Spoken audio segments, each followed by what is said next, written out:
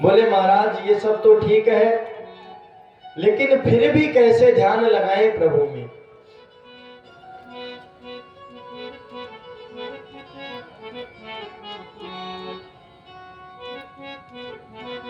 देखो प्रभु स्वयं कहते हैं,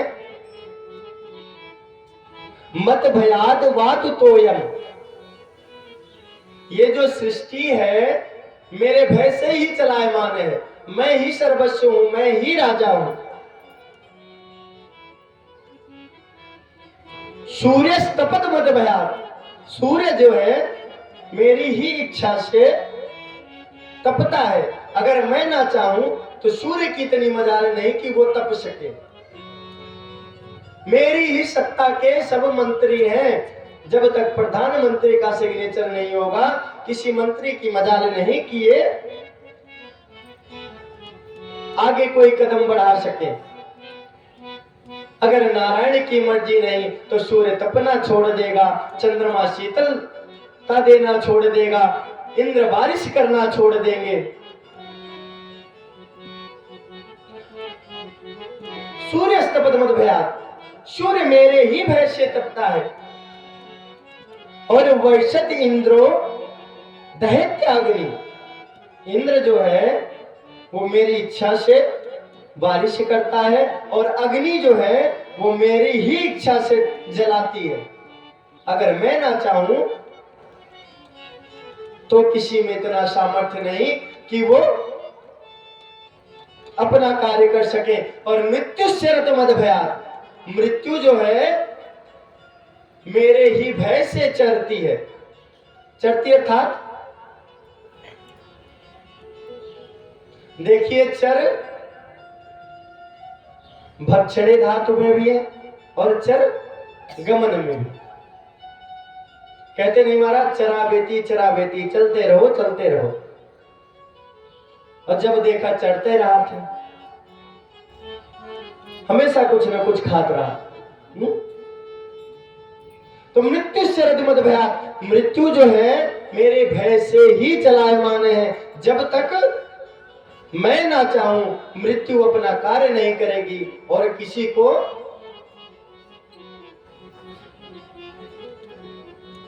मृत्यु मेरे भय से चलती है महाराज, भगवान स्वयं कहते हैं। इसलिए भगवान से रिश्ता स्थापित कर लो।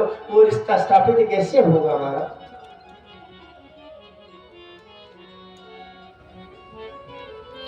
बहुत सोचते हैं लेकिन हो नहीं पाता। कैसे करें?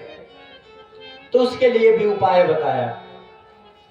जितासनो जित श्वासो जित संगो जितेन्द्रियः। जितासनो, क्या करो? पहले तो आप आसन जीतो। आसन जीतने का क्या तात्पर्य है महाराज? जिस अवस्था में बैठने से आपका पूजा पाठ में मन लगे, कथा सुनने में जिस अवस्था में मन लगे, ऐसा नहीं है कि महाराज की तरह पलटी मारेंगे तभी कथा सुनेंगे, ऐसा नहीं। सोफे पे बैठ के कथा सुनने में आनंद आ रहा, सोफे पे बैठ के सुनिए। कुर्सी पे बैठ के आनंद आ रहा है, कुर्सी पे बैठ के सुनिए। भोजन करके आनंद आ रहा है, भोजन करके कथा सुनिए। बिना भोजन के आनंद आ रहा है, बिना भोजन के कथा सुनिए। फलाहार करके आनंद आ रहा है, फलाहार करके सुनिए। जल पी करके अगर आनंद आ रहा है कथा में, जल पी करके सुनिए। जिस अवस्था में कथा सुनने में या किसी भी पूजा पाठ में आपका मन लगे, जितासन, आसन आपका पक्का होना चाहिए। फिर जिसमें बैठ गए, फिर ये नहीं महाराज कमर दर्द हो रही है, भगवान की तरफ से, कथा की तरफ से मन हट के कमरे में चला गया, नहीं, इधर उधर नहीं। अगर आपको कुर्सी पे बैठ के अच्छा लग रहा है, कुर्सी पे बैठ के बढ़िया सुंदर कथा सुनिए, कोई दिक्कत नहीं है। और जित संगो, संगति जो है इसको भी अच्छी करिए आप। संगत का बहुत फर्क पड़ता है महाराज। अगर आप 4 शराबियों की संगत कर लें तो 2 4 10 महीना, 2 महीना, साल, 2 साल में तो बोतल खोलना तो सीख ही जाएंगे। और अगर सत्संग की संगति होगी, आपकी साधुओं की संगति होगी, सज्जनों की संगति होगी, अच्छे पुरुष की संगति होगी, तो आप भी महाराज अमृत थोड़ा खाए ढेर शौकीन है, हारमोनियम मास्टर, लेकिन जब ये वस्त्र पहन के मेरे साथ निकलते हैं तो मजाल है कि रास्ते में बैठ कहीं खड़े होकर चाय पी लें। मजाल नहीं है कि रास्ते में कहीं खड़े होकर चाय पी लें। घर से निकलेंगे तो जहां पर जा रहे हैं चाय पानी नाश्ता वहीं होगा, और यहां से निकलेंगे तो घर पे पहुंच के जब ही होगा। संगत का फर्क है महाराज, कि मैंने ये वस्त्र धारण किया है तो इससे मेरा अपमान नहीं हो रहा है, अपितु संपूर्ण समाज का अपमान हो रहा है कि मैंने इस वस्त्र को धारण करके, मस्तक में तिलक लगा करके, शिखा बांध करके, अगर मैं होटल में रुका और वहां पर कुछ खा लिया तो मेरे संपूर्ण समाज का अपमान होगा ना। इनका हमारे कर्म से कोई बहुत ज्यादा लगाव नहीं है। ये बढ़िया अपने में गायक है, इनका अच्छा गाना है, YouTube पे आप सुन सकते हैं, गाना भी इनका खूब है, अच्छे अच्छे गाने गाए हैं, बढ़िया अच्छे कोटि के गायक माने जाते हैं। तो इनका इस कर्म से कोई तात्पर्य तो है नहीं।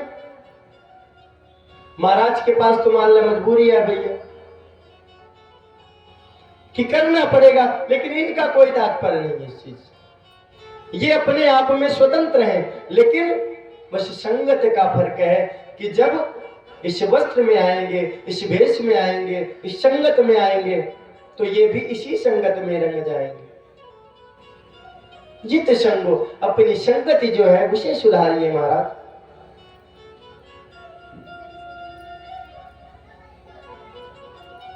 और जितेंद्रिय,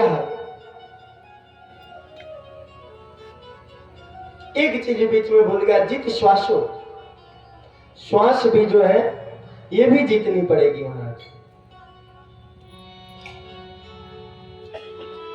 श्वास जीतने के लिए प्राणायाम करो, आसन जीतने के लिए व्यायाम करो, और संग जीतने के लिए अच्छी संगति करो, और सबसे अंत में जो है महाराज क्या है, जितेंद्रिय। ये जो पंचेंद्रियां हैं हमारी बस में होती नहीं महाराज। सब तो कर लेंगे, चलो मेहनत करके 3 घंटे बैठ भी जाएंगे एक आसन पे, श्वास भी जीत लेंगे, संग भी जीत लेंगे, लेकिन इंद्रियों को जीत पाना बहुत आसान नहीं है। इसके लिए बहुत मेहनत करनी पड़ेगी।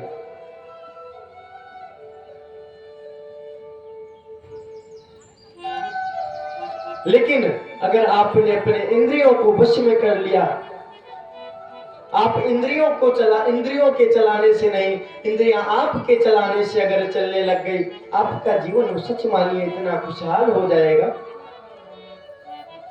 आप उस चीज की कल्पना भी नहीं कर सकते।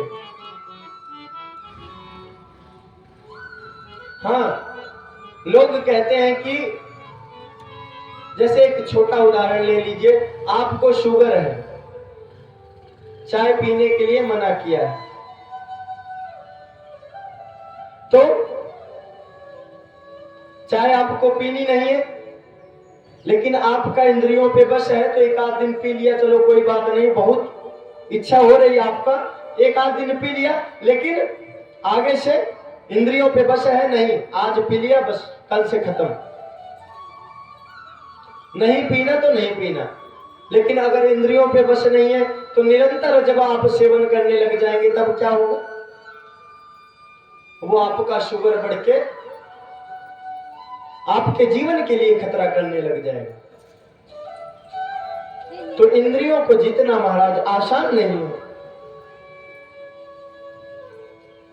अगर आप अपने इंद्रियों को जीत लें, अपने हिसाब से देखना चालू कर दें, अपने हिसाब से सुनना चालू कर दें, अपने हिसाब से खाना चालू कर दें, जीवन आपका बहुत सुंदर हो जाएगा। कथा, सत्संग, प्रवचन सबका तात्पर्य एक ही होता है कि आपका जीवन सुधर सके प्यारे वैसे। न कथा का कहीं उद्देश्य है कि भजन के माध्यम से खूब नचाओ, कहीं नहीं।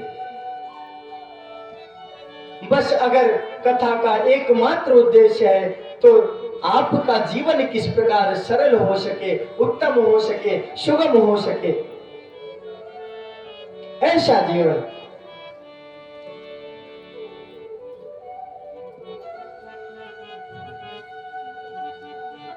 बोले महाराज अगर इससे भी बात ना बने तब क्या करें?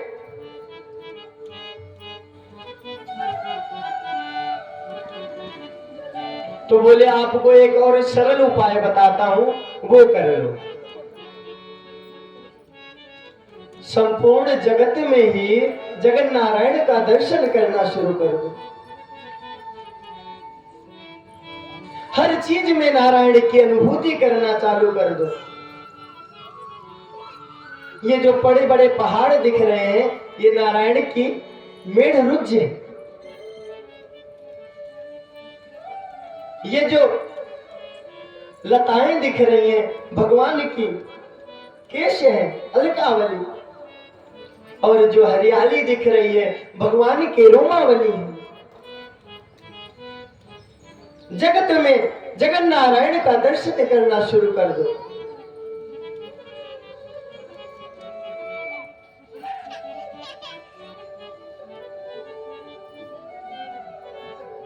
आइए दो बार भजन के माध्यम से जानेंगे कि क्या दर्शन करें और सिर्फ नारायण के रंग को ही देखें कि और कुछ देखें। हमारे भैया ने सुंदर प्रस्तुति आज दी थी मुझे तैयार करके, तो आपके बीच में दो चार लाइन गुनगुना देने का मौका। जगत के रंग क्या देखूं, जगत के रंग क्या देखे, तेरा दीदार काफी है। जगत के रंग क्या देखूं, जगत के रंग क्या देखूं, तेरा दीदार काफी है। जगत के रंग क्या देखूं, जगत के रंग क्या देखे, तेरा दीदार काफी है।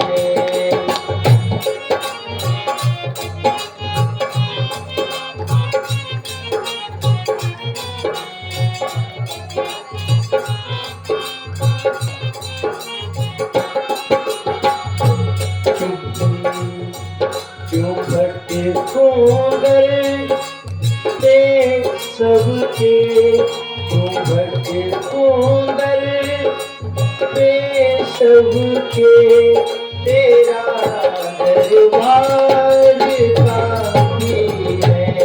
क्यों भटके सुंदर देख सबके, तेरा दरबार काफी है। जगत के क्या देखे,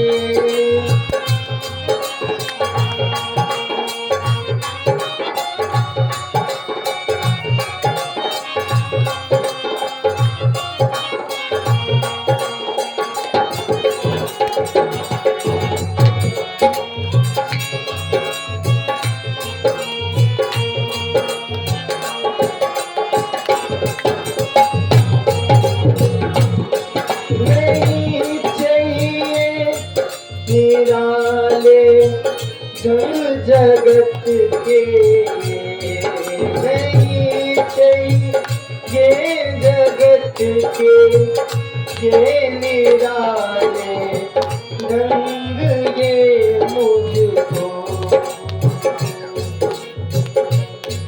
चली जाऊं मैं वृंदावन, चली जाऊं मैं वृंदावन, चली जाऊं मैं वृंदावन, चली जाऊं मैं वृंदावन। तेरा श्रृंगार काफी है,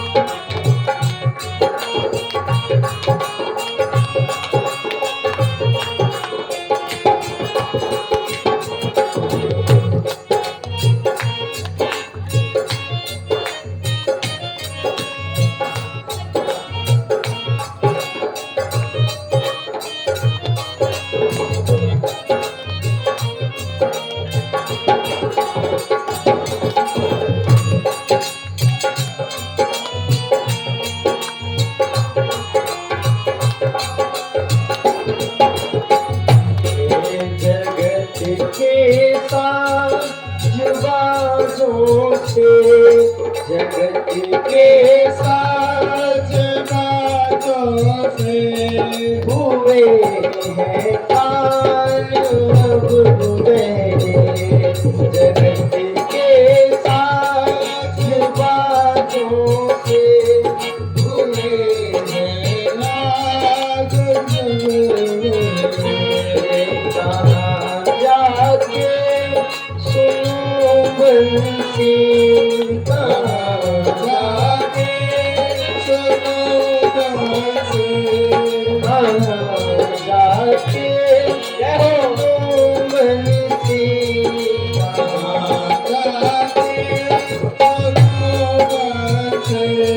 मधुर भोताल काफी है। जगत के रंग प्यारे को तेरा दीदार काफी है। जगत के रंग प्यारे को तेरा दीदार काफी है।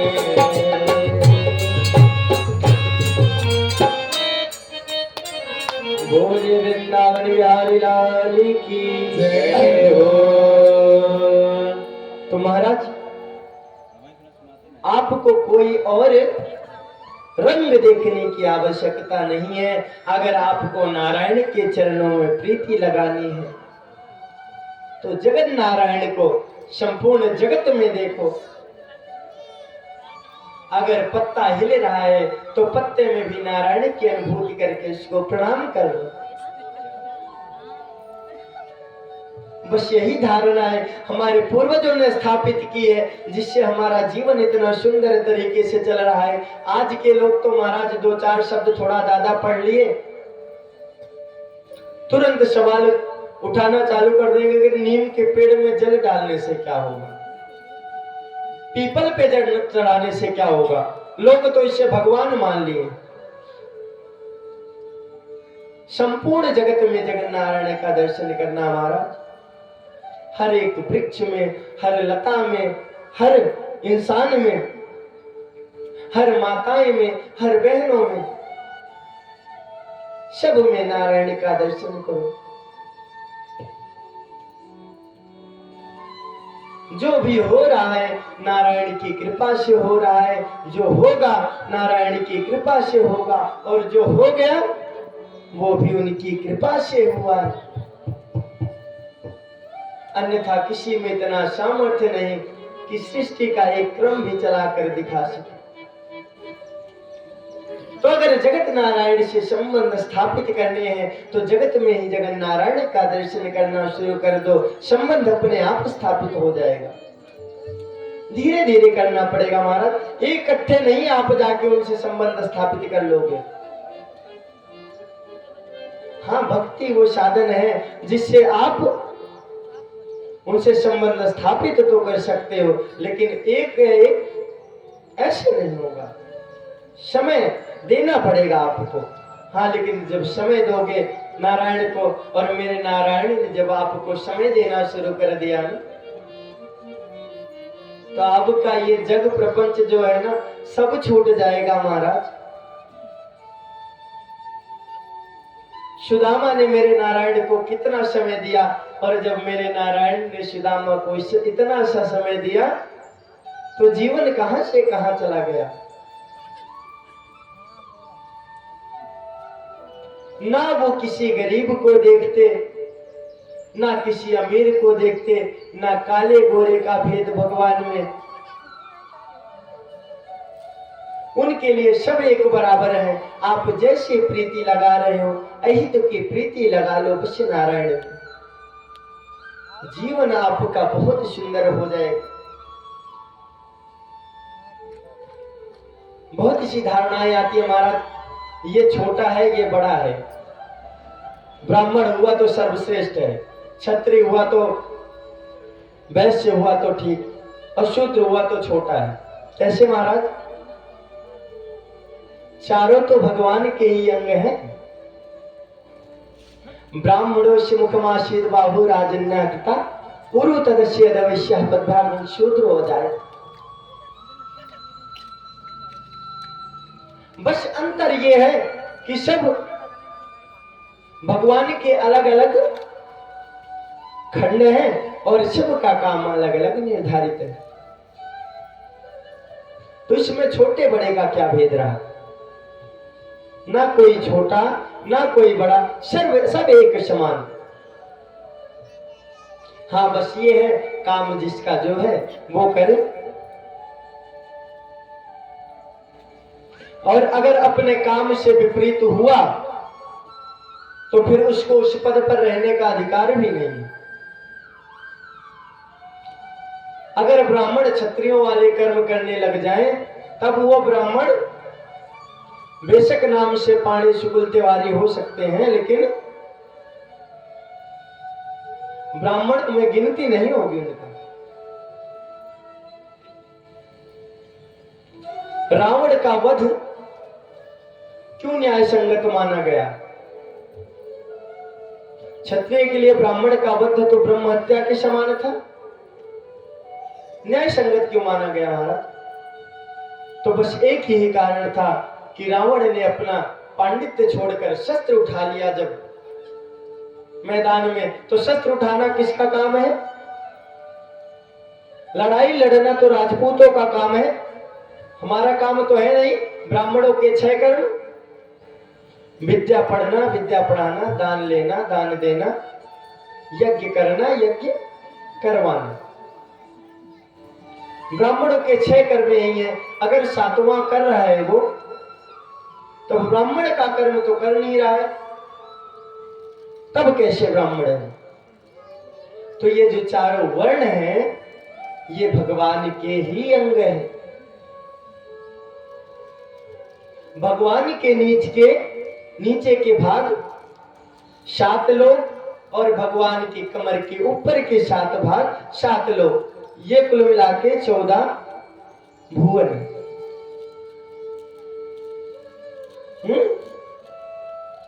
जब एक एक चीज में आप नारायण का दर्शन करना शुरू कर दोगे तब आपको संपूर्ण संसार जो है वो नारायण में दिखने लग जाएगा। श्री राम में सब जग जानी, करहु प्रणाम जोर जुग पानी।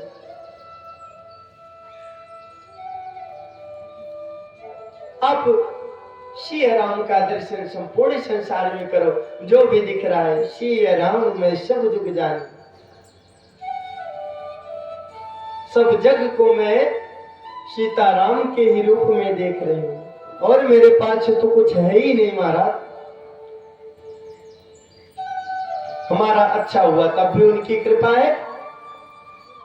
हो सकता है इससे कुछ और ज्यादा गलत होने वाला हो। जब ये भावनाएं मन में आने लग जाती है, हमारा बहुत सुंदर जीवन बहुत सुंदर निकलता है। ना आपको किसी बात की ग्लानि रहेगी। आप ज्यादा नहीं 2 4 10 दिन इस तरह का जीवन जी के देख लीजिए, बस किसी बात की गिलानी नहीं रहेगी आपको। आपका करोड़ों का नुकसान हो गया, नारायण की कृपा थी, मेरा था ही नहीं, जो गया सो गया। तो हार्ट अटैक से तो बच जाओगे महाराज, धन तो गया ही है पहले से, लेकिन प्राण से तो बच जाओगे। जो गया सो गया, वो नारायण का था, नारायण ने ले लिया। मेरा ना कुछ था ना कुछ गया, और जो मेरा था वो मेरे पास है। और सच्चाई भी यही है महाराज कि जो अपना है कोई छीन नहीं सकता उसको, और जो अपना है नहीं उस बात के लिए खेद काहे को हो।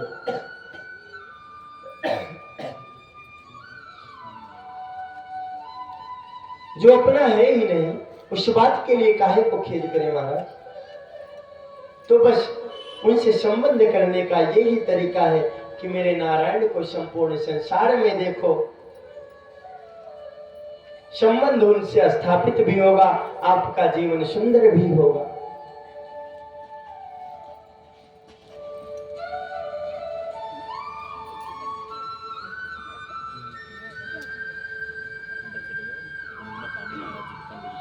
श्री सुखदेव जी राजा परीक्षित से कहते हैं, राजा परीक्षित,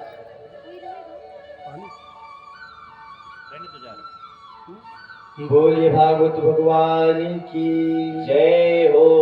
श्री बांके बिहारी लाल की जय हो। सुखदेव जी राजा परीक्षित से कहते हैं, राजा परीक्षित, मेरे नारायण ने आपको सारी चीजें सृष्टि में पहले से उत्पन्न करके दी है। आपको किसी चीज की आवश्यकता नहीं है। आपको जीवन जीने के लिए जो चाहिए, रोटी कपड़ा मकान सब कुछ नारायण ने पहले से व्यवस्था कर दी है आपकी। और यहीं पर नहीं महाराज,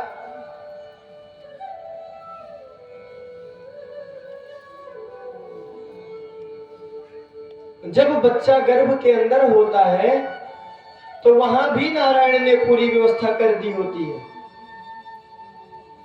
उसके लिए उसको कैसे पलना है, उसके लिए क्या सही है, उसको कितनी मात्रा में मिले। माता भोजन करती है और नाभि में आप्यायनी नाम की एक नाड़ी होती है, उसके माध्यम से बच्चा गर्भ में प्राप्त करता है सब कुछ। तो ये व्यवस्था कोई बना सकता है महाराज? मेरे नारायण ने सारी व्यवस्था बना दी है इसमें। बस आपको अगर समझना है तो समझने का भेद है। आप बस उनकी कृपा को महसूस कीजिए। रहने के लिए आपको पहाड़ियों की गुफा दे दी। ऋषि महात्मा आज भी बढ़िया उसी में अपना मजे में तपस्या कर रहे। आपकी जरूरतें बढ़ गई तो अलग की बात है, बाकी रहने के लिए आपको सुंदर स्थान दिया है। और खाने के लिए आपको इतने सारे फल फूल दुनिया भर के, हवा के लिए वृक्ष दे दिए।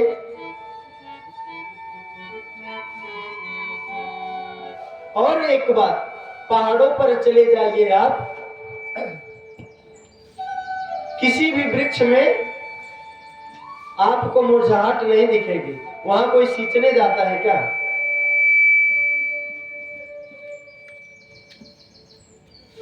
वहां कोई सींचने जाता है?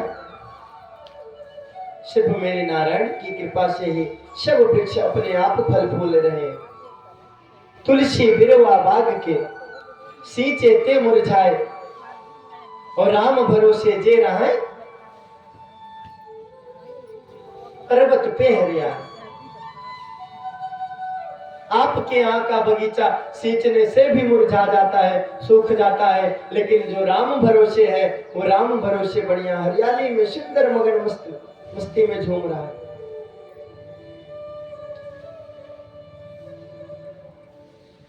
तो इस प्रकार से सुखदेव जी ने राजा परीक्षित को मृत्यु से भयभीत न होने के लिए उपाय बताया।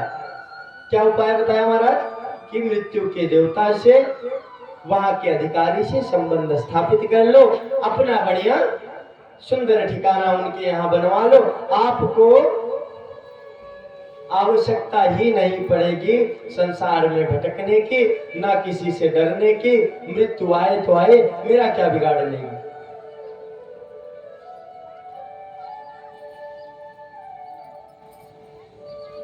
अगर महाराज किसी अधिकारी के पास कोई चोर जाके ऐसे धक्का देकर बैठ जाए तो उसका क्या तात्पर्य है?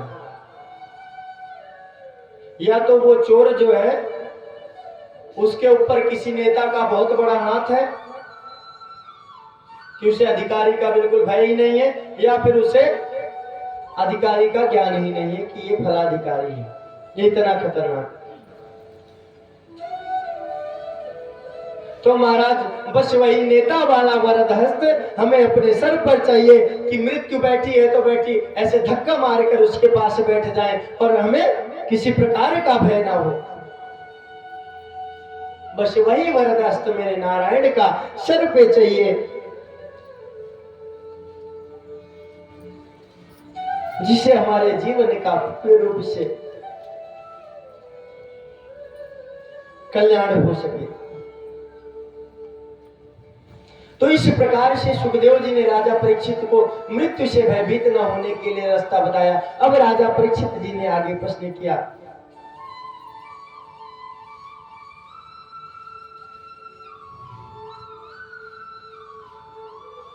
जब राजा परीक्षित ने सृष्टि विषय प्रश्न किया तब सुखदेव जी ने कहा, देखिए कथा इतनी निकल गई, अभी मंगलाचरण करना भूल गए, तो पहले मंगलाचरण कर लेते हैं, उसके बाद आगे चलते हैं जैसे नारायण की इच्छा होगी। कथा निकल गई 3 घंटे की, अभी मंगलाचरण नहीं किए महाराज। क्यों नहीं किए और अब क्यों याद आ रहा है? कि अभी तक तो राजा परीक्षित के प्रश्नों का उत्तर दे रहे थे, और जब राजा परीक्षित के प्रश्नों का उत्तर दे रहे थे तो लोक संसार की बातें थी, लेकिन अब प्रभु का ध्यान करने चल रहे हैं, तो बिना उनके चरणों में प्रीति लगाए उनकी तरफ बढ़ा जा सकता है क्या? बिना उनको नमस्कार किए आगे बढ़ा जा सकता है?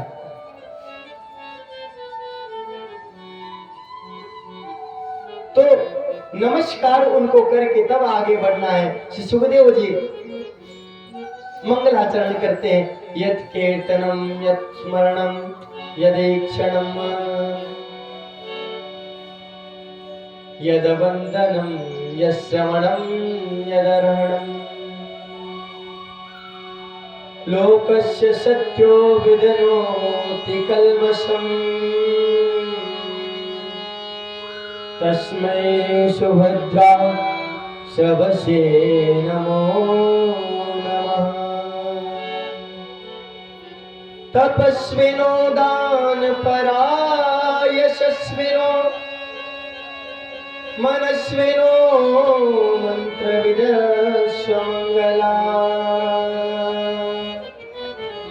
सेवं न विन्दन्ति विना यदर्पणम् तस्मै सुभद्रा सबसे नमो नमः। तस्मै सुभद्रा सबसे नमो नमः। देखिए मंगलाचरण में क्या कह रहे हैं अपने सुखदेव, यद कीर्तनम यद स्मरणम यदीक्षणम यद वंदनम यद श्रवणम यद अर्हणम लोकस्य सत्यो विदिनोति कल्मषम तस्मै सुभद्रा सबसे नमो नमः। जिसके कीर्तन से, जिसके श्रवण से, जिसको महसूस करने से, जिसके चरण का आश्रय लेने से क्या होता है महाराज?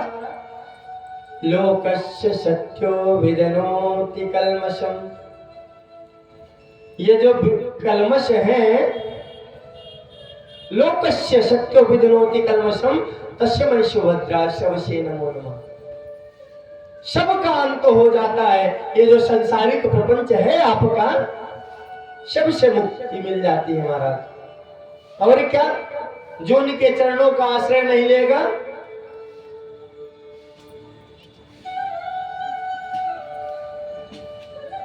तपस्विनो दान परा यशस्विनो, वो चाहे तपस्वी हो